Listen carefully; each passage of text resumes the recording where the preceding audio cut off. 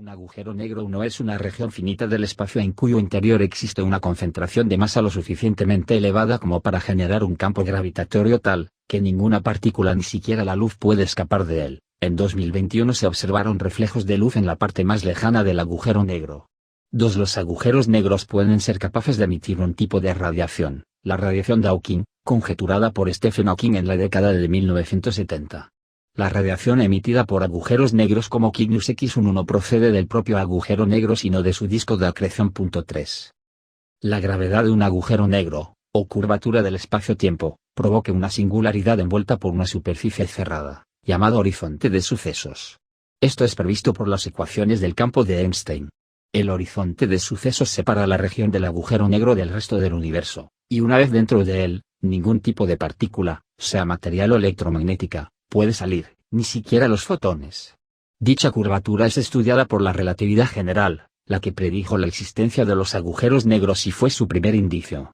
En la década de 1970, Stephen Hawking e Isaac Penrose demostraron varios teoremas importantes sobre la ocurrencia y geometría de los agujeros negros. 4 Previamente, en 1963, Roy Kerr había demostrado que en un espacio-tiempo de 4 dimensiones todos los agujeros negros debían tener una geometría cuasi esférica determinada por 3 parámetros, su masa m, su carga eléctrica total y su momento angular L. Se conjetura que en el centro de la mayoría de las galaxias, entre ellas la Vía Láctea, hay agujeros negros supermasivos. 5. El 11 de febrero de 2016. Las colaboraciones LIGO, Virgo y GEO 600 anunciaron la primera detección de ondas gravitacionales, producidas por la fusión de dos agujeros negros a unos 410 millones de parsecs, megaparsecs o MPC, es decir, a unos 1337 millones de años luz, megaaños luz o mal de la Tierra. 6 Las observaciones demostraron la existencia de un sistema binario de agujeros negros de masa estelar y la primera observación de una fusión de dos agujeros negros de un sistema binario. Anteriormente, la existencia de agujeros negros estaba apoyada en observaciones astronómicas de forma indirecta, a través de la emisión de rayos X por estrellas binarias y galaxias activas. La gravedad de un agujero negro puede atraer el gas que se encuentra a su alrededor, que se arremolina y calienta a temperaturas de hasta 12 millones grados C, esto es, 2000 veces mayor temperatura que la de la superficie del Sol. 7. El 10 de abril de 2019, el Consorcio Internacional Telescopio del Horizonte de Sucesos presentó la primera imagen jamás capturada de un agujero negro supermasivo ubicado en el centro de la galaxia M87. Proceso de formación.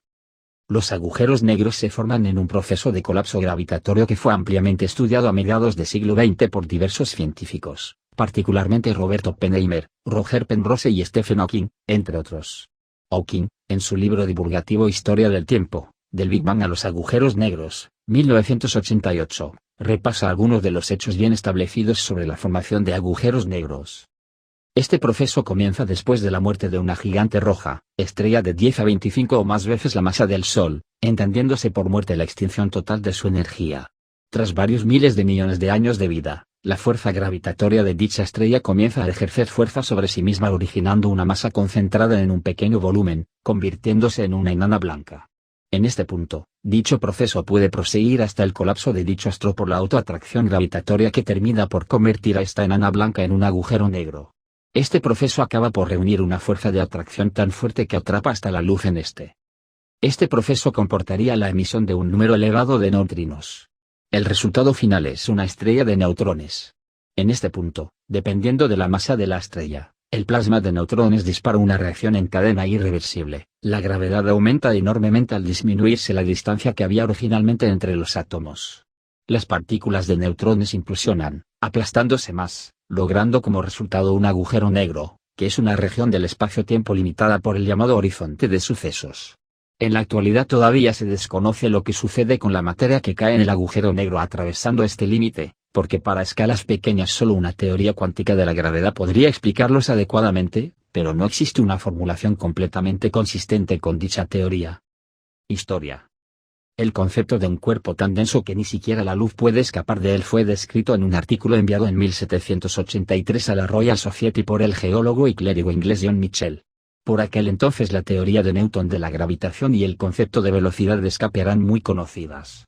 Michell calculó que un cuerpo con una densidad 500 veces mayor a la del Sol, pero con su mismo radio, tendría, en su superficie, una velocidad de escape igual a la de la luz y sería invisible.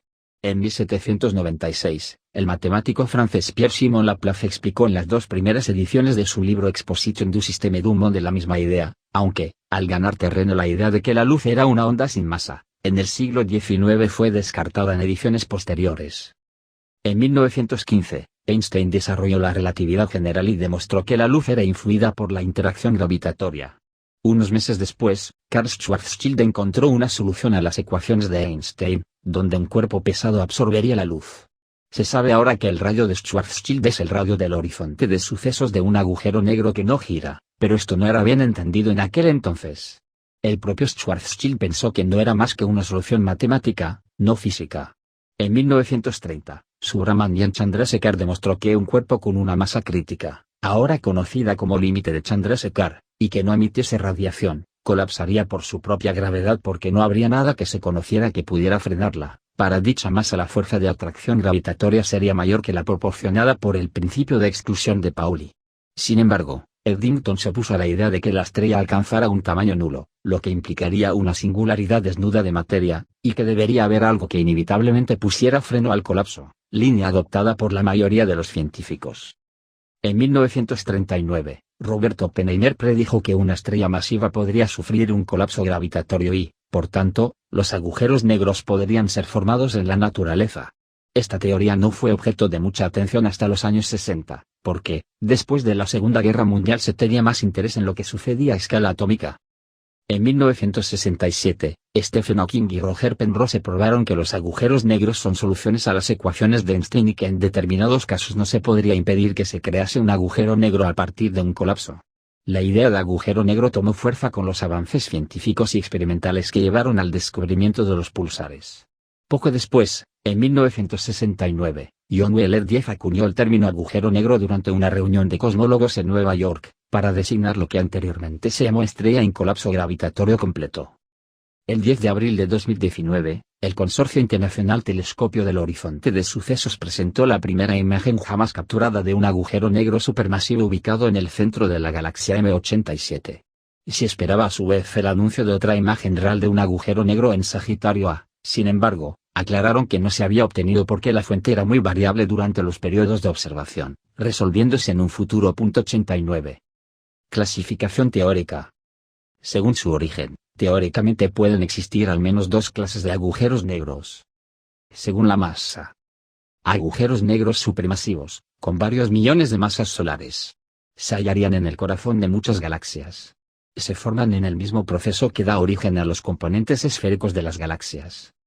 Agujeros negros de masa intermedia, IM, es una clase de agujero negro con una masa en el rango de 100 a 1 millón de masas solares, significativamente más que los agujeros negros estelares, pero menos que los agujeros negros supermasivos. Agujeros negros de masa estelar, se forman cuando una estrella de más de 30-70 masas solares se convierte en supernova e implosiona. Tienen más de 3 masas solares. Su núcleo se concentra en un volumen muy pequeño que cada vez se va reduciendo más. Este es el tipo de agujeros negros postulados por primera vez dentro de la teoría de la relatividad general. Microagujeros negros son objetos hipotéticos, algo más pequeños que los estelares. Si son suficientemente pequeños, pueden llegar a evaporarse en un periodo relativamente corto mediante emisión de radiación de Hawking. Este tipo de entidades físicas es postulado en algunos enfoques de la gravedad cuántica, pero no pueden ser generados por un proceso convencional de colapso gravitatorio, el cual requiere masas superiores a la del Sol. Según su carga y momento angular. Existe un teorema sobre propiedades de los agujeros negros que se suele enunciar diciendo que un agujero negro no tiene pelo, en inglés Noir Theorem. El teorema afirma que cualquier objeto que sufra un colapso gravitatorio alcanza un estado estacionario como agujero negro descrito solo por 3 parámetros: su masa, antibarra displaystyle mm, su carga, antibarra displaystyle qq y su momento angular, antibarra displaystyle jj. Considerando estas dos últimas propiedades físicas, tenemos la siguiente clasificación para el estado final de un agujero negro. El agujero negro más sencillo posible es el agujero negro de Schwarzschild, que no rota ni tiene carga. Si no gira pero posee carga eléctrica, se tiene el llamado agujero negro de Reisner-Nordström. Un agujero negro en rotación y sin carga es un agujero negro de Kerr. Si posee rotación y carga, hablamos de un agujero negro de Kerr-Newman.